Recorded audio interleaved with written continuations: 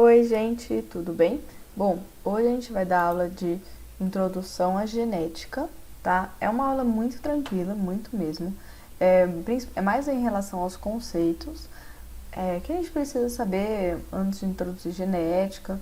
Sim, uma aula para ser bem leve e tranquila, tá? Pra vocês darem uma respirada no meio de tudo isso, tá? E aí essa aula tem um pouquinho mais de exercício, uns 5, 6, mas é bem rápida.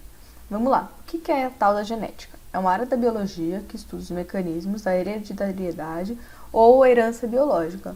Como vocês já tiveram uma aula de evolução, é muito mais fácil, e de meiose e mitose, é muito mais fácil entender como acontece a perpetuação. Agora a gente vai entender com essas aulas por que somos diferentes. Por que a gente não é a cópia do pai, da mãe, apesar de a gente já saber do crossing over, mas é esse princípio, beleza? Bom, conceitos básicos.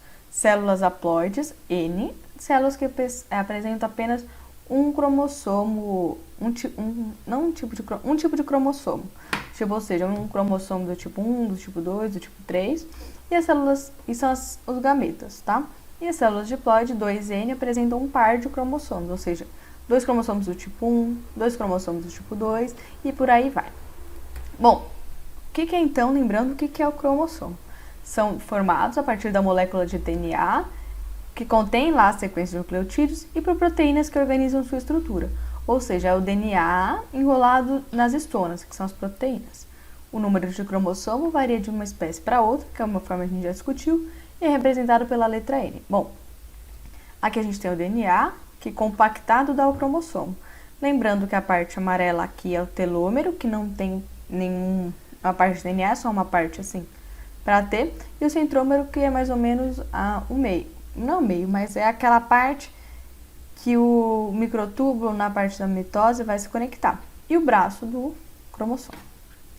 Bom, o que é o cromossomo homólogo? Os cromossomos de cada gameta são homólogos, uma vez que possuem genes que determinam certas características, organizados na mesma sequência. É o cromossomo que é tipo o gêmeo. Vocês têm o cromossomo, um par de cromossomos do tipo 2. Então, esse aqui é um do tipo 2 e esse aqui é igual. Eles são exatamente iguais. Isso significa que tudo que tem um tem exatamente a mesma coisa no outro. Claro que vai mudar os genes, mas enfim. Eles são para serem exatamente iguais, por isso que eles são homólogos. Homo de igual. E aí, acabei de falar do gene. O que são os genes? São os fragmentos sequenciais do DNA, são denominados genes. Os genes são responsáveis por codificar as informações que irão determinar a produção de proteínas que atuarão no desenvolvimento da característica de cada ser vivo. Bom, o gene é uma sequência do DNA, tá? Sequência de nucleotídeos para uma determinada característica. Então, lá no cromossomo, eu tenho uma partezinha aqui azul, que é meu gene, para a cor do olho. Então, essa sequência de nucleotídeos vai ser responsável pela cor do meu olho. E é isso, é o gene. É uma parte do DNA, do cromossomo, onde está uma sequência de nucleotídeos que vai determinar a característica física, anyway. É ali que é o gene. E os genes alelos? Se eu tenho os cromossomos homólogos, eu tenho genes alelos. Os genes são responsáveis pela determinação de certa característica, por exemplo, cor do pelo nos coelhos. Possuem variações determinando características diferentes. Esses genes são chamados de alelos. O que é isso? Lembra, é exatamente aquela foto dos cromossomos homólogos. Se eu tenho 2 cromossomos exatamente iguais, e eu falei que cada cromossomo é constituído de DNA, e o gene é uma sequência de nucleotídeos, a gente tem que, em um cromossomo, eu tenho a cor do olho, do tipo sanguíneo. A cor do olho é mais fácil. Eu tenho a cor do olho em um e a cor do olho em outro. Vocês estão vendo que eles são tons diferentes? Então, é aí que a gente vai entrar mais pra frente em dominância e recessividade, tá? O que acontece?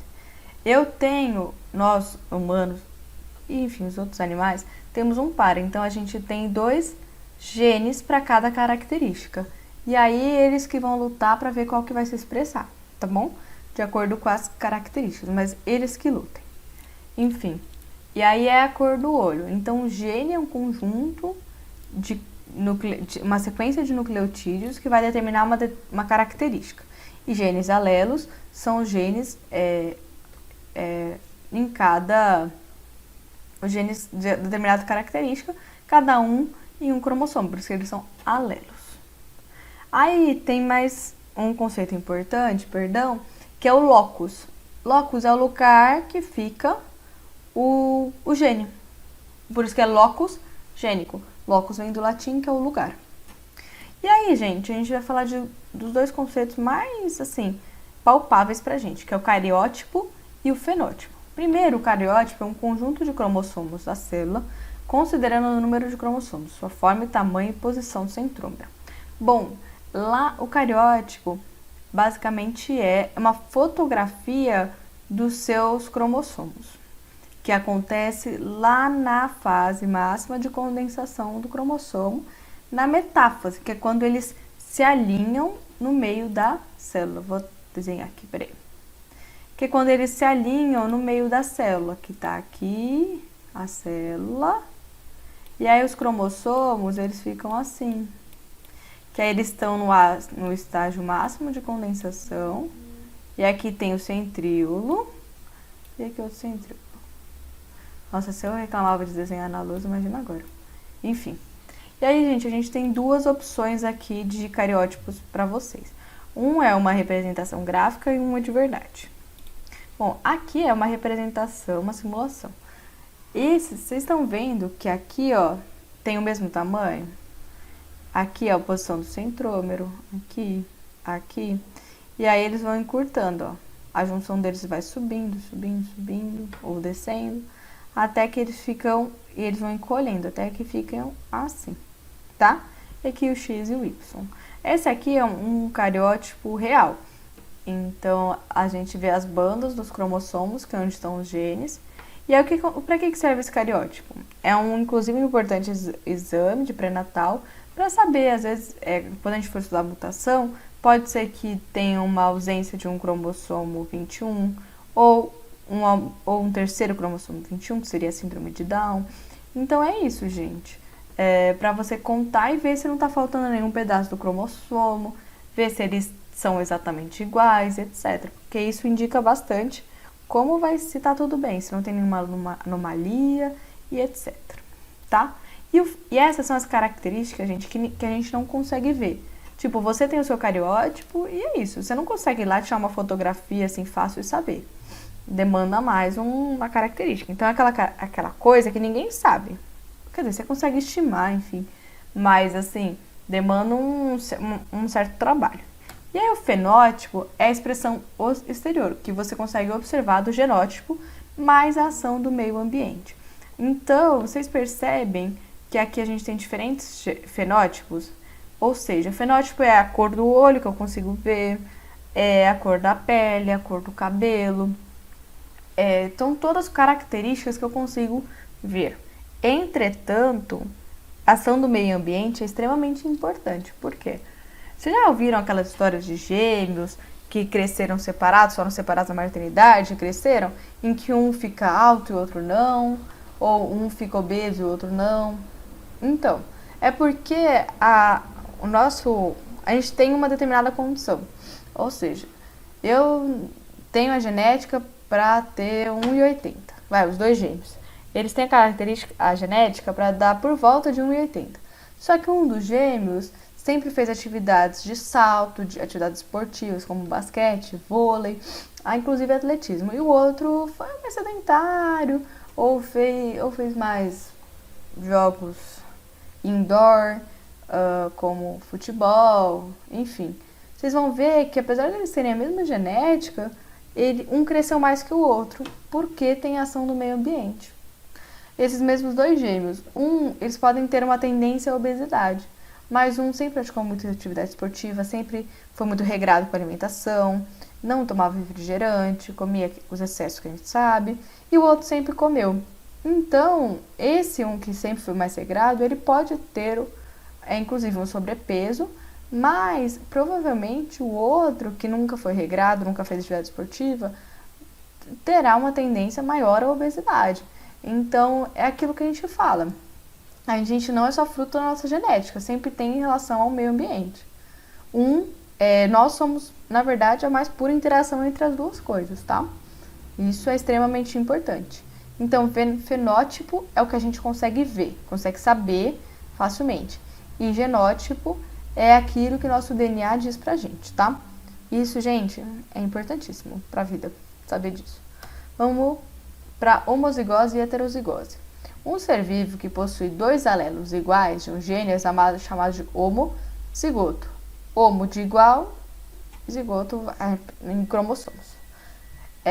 Quando possui 2 genes alelos diferentes, ou seja, um é dominante e o outro é recessivo, é heterozigoto, tá? Isso a gente vai entender melhor quando a gente falar da primeira lei de Mendel. E aí vamos para as perguntas, tá? Lembrando que hoje a gente tem mais perguntas. Um gene é uma molécula de DNA, uma molécula de proteína, um segmento de DNA codifica uma enzima, um segmento de DNA codifica uma molécula proteica e uma sequência de 3 bases nitrogenadas. Um segmento de DNA que codifica uma molécula proteica, porque lembra, gente, eles vão virar RNA, que nada mais é que vai virar proteína. É o jeito que o organismo se expressa. Um indivíduo apresenta alelos para olhos azuis. Isso significa que esses alelos são encontrados apenas nos gametas, apenas nas células das gônadas, em todas as células do corpo, em todas as células do globo ocular, apenas nas células da íris, em todas as células do corpo. Gente, lembra que o DNA está em todas as células. A questão é qual parte da célula está expressa. É só isso. Se eu pegar uma célula do meu fígado, vai estar o gene da cor do meu olho. A questão é que ela só não vai estar expressa porque não tem necessidade. Mas é só ir lá no cromossomo, pegar a sequência que consegue descobrir. 3. Os vários tipos de diabetes são hereditários, embora o distúrbio possa aparecer em crianças cujos pais são normais. Em alguma dessas formas, os sintomas podem ser evitados por meio de injeções diárias de insulina. A administração de insulina aos diabéticos evitará que eles tenham filhos com esse distúrbio? A. Não, pois o genótipo dos filhos não é alterado pela insulina. B. Não, pois tanto o genótipo como o fenótipo dos filhos são alterados pela insulina. C. Sim, pois a insulina é incorporada nas células terá ação nos filhos. D. Sim, pois a insulina é incorporada no sangue, fazendo com que os filhos não apresentem um distúrbio. E. Depende do tipo de diabetes, pois nesse caso o genótipo pode ser alterado, evitando a manifestação da doença nos filhos. Gente, letra A. Por quê? Tudo que a gente toma, esses medicamentos, eles têm uma ação no sintoma, nenhum deles vai afetar o nosso DNA, tá? Mesmo fumar. Fumar causa câncer. Mas qual é o principal problema? Quando você está grávido. Quando você fuma e está grávido, você tem a ação de N substâncias cancerígenas que podem afetar a formação do feto, principalmente nos estágios iniciais. Então, eles podem promover uma mutação do seu DNA, beleza? Então, esses remédios, que nem remédio para hipotireoidismo. Só porque você toma remédio para hipotireoidismo, não quer dizer que se você tiver um filho, ele não vai ter, entende? Você toma para controlar suas manifestações. 4. Essas, da 4 até a 6, são perguntas de matérias pregressas, tá bom? Uma molécula de DNA contida no núcleo de uma célula humana tem uma forma de dupla hélice e é fundamental para o controle genético e reprodução celular. Nessa molécula, o número de nucleotídeos, tananã, sempre será idêntico ao número de nucleotídeos, tananã. Do mesmo modo, o número de nucleotídeos, tananã, é sempre igual ao número de nucleotídeos, tananã. Gente, é aquela duplinha. Então, o número de adenina vai ser sempre igual ao de citosina? Não. Adenina com guanina? Não. Citosina com guanina? Talvez. Adenina com timina? Talvez. Citosina e adenina? Não. Gente, A com T, C com G. Aqui, C com G, A com T. Uracila e adenina? Sim, mas tá errado. Por quê? Uracila é do RNA. Uracila é do RNA. Peraí, dá pra ser uma seta isso. Jesus amado. RNA. E timina do DNA. Então, é D, N, A. Se a pergunta é sobre DNA, então, portanto, só pode ser letra D de dado. Peraí, aqui. 5.